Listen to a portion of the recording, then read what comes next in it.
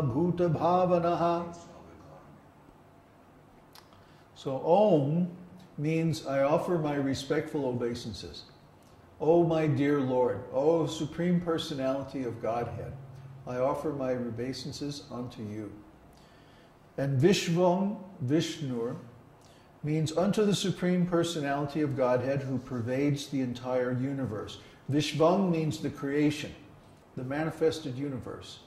And Vishnu means all-pervading, the all-pervading Supreme Personality of Godhead. So He's everywhere and in everything. And He makes everything happen as the time potency. Nothing can happen without the influence of time. Without time, everything would be static. So every transaction, every transformation, every movement, everything that happens in this material world is pushed by time. And so time is the common factor in everything. We have to have time because we have only 3 dimensions to work in. So time is what strings things together. Like Krishna says, everything depends on me like pearls strung on a thread. So the thread is time. Time is what makes everything have a relation to each other. Something happens and then something else happens and then the next thing happens and so on like that. So by time, we have 7 stages of material manifestation. Creation, gestation, birth, growth, production of byproducts, dwindling, and death. And those 7 stages are due to the influence of time. And everything is affected by that. Even this movement of the esoteric teaching is affected by that. And it goes through different stages. Each teacher and each stage of the teaching displays these 7 effects because we're in time. So sometimes when a religious movement or organization is founded, even by the greatest spiritual master, after some time it degenerates and it becomes deviated from its original purpose. Then a new organization or a new stage of the teaching has to be founded by the next acharya in order to keep things going in the same direction or according to the same purpose. That's what we see in this material world. Everything goes through these 7 stages. But in the spiritual world, it's not like that. Because in the spiritual world, there's no influence of time as a succession or a progression of stages. In the spiritual world, we're in eternity. That means we're in a higher dimension. So just like if I have, let's say there's beings living on this sheet of paper, little bugs or something, and they can only move in the 2 dimensions of the paper. Well, every time they come to a boundary, like one of these black marks on the paper, then they can't go any further. They're stopped. They're stuck. But we can go above it and leap over it because we have access to the 3rd dimension. Similarly, in the spiritual world, we have access to the 4th dimension or even higher dimensions. So, because of that, we're not stuck in time. If we find one of Krishna's pastimes that is very pleasing and attractive to us, we can relish that pastime as long as we like. There's nothing pushing us, nothing forcing us to go on. So if we like taking prasadam, we can take prasadam for 1,000,000 years. Never get full. Relish the taste of that prasadam. Or any of Krishna's pastimes. Are you hungry? Yeah. Maybe I am too, that's why I'm talking about this. So the next holy name is Vashatkara. Vashat means Vedic sacrifices. And Kara means making or doing. So when we make a sacrifice, a Vedic sacrifice, what are we doing? We're worshiping the Lord. So Vashatkara means He is the objective. That's why we're making the sacrifice. We're making it for Him. It's only secondarily for us, although it's very good for us. Still, the real purpose of Vedic sacrifice is to satisfy the Lord. So Vashatkara means that he is the object of worship. He's the beneficiary. He's the one who receives the benefit of doing the Vedic sacrifice. When we make an offering, whether it's an offering of food or an offering of worship, an offering of song, whatever it is, it's directed towards him. Because why?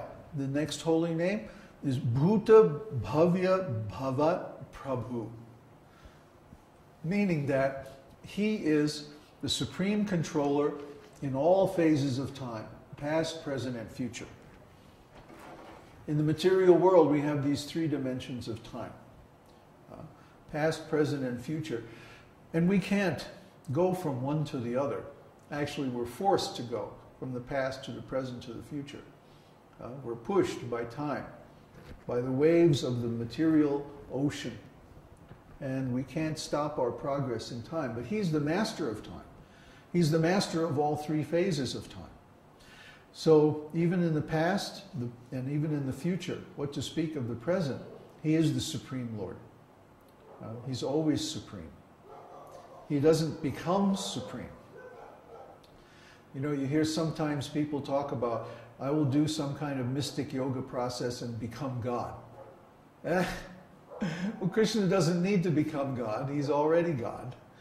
Even when he was a little baby, still in the crib, he had all the potencies of the Supreme Personality of Godhead. And as long as it was a normal situation, he acted just like a tiny baby. But when there was some need to protect his devotees, then he manifested his potency, and he could very easily kill very powerful demons and so on. So this is God. He doesn't have to become God. The whole idea of becoming God is ridiculous anyway. It's a symptom of ignorance, actually. It means that one does not really understand the philosophy of the Vedas. If they think they can become God, then they don't really understand what is God. God is God eternally. He never has to become God. And if you're not God now, no way you're going to become God in the future. Because it's a constitutional state of existence. Either you are God or you're not God. But we're not God. So that means we're servants of God. The real thing is when people talk about becoming God, it means they don't want to serve God. They don't want to serve anybody. They want people to serve them. So they concoct this whole nonsense about becoming God, just so people will offer them some tiny service. It's not very smart. Because God is God in the past, present, and future. Bhuta, Bhavya, and Bhavat mean to exist, to be, is the verb to be in Sanskrit, in the past, present, and future tenses. So he is, in the past, in the present, and the future, the Supreme Being. In all times and places and in all circumstances. Next is Bhuta Krit. He's the creator of the cosmic manifestation. Well, actually, Krit means maker. But he isn't exactly the direct cause. He's the indirect cause, because he emanates the material elements, the unmanifest material nature called Pradhan, or the Mahat Tattva, or Brahman. All these three terms are almost synonymous, and they mean the sum total or the aggregate of the unmanifest material elements. Then he looks over them. Simply by looking over these emanated material elements, they become impregnated with all the spirit souls. And because the spirit souls desire material engagements, they're trying to enjoy, basically. Therefore, the material elements become agitated and they are drawn into manifestation. So, this Pradhan or the sum total of all the material elements, then divides into many, many universes. The universes emanate from the skin pores of Mahavishnu. Just imagine how enormous Mahavishnu must be, that a whole material universe can emanate just from the pores of his skin. So those are coming out from him, and then he goes into each one of those universes as Garbhodakshaya Vishnu, and he lies down on the ocean of causality, the Garbhodaka ocean, on the bed of Ananta Shesha, the snake with thousands of heads. And Lakshmi is serving his lotus feet. And from his navel, a lotus flower grows. And at the top of the navel of the lotus flower, when it blooms, there's Lord Brahma.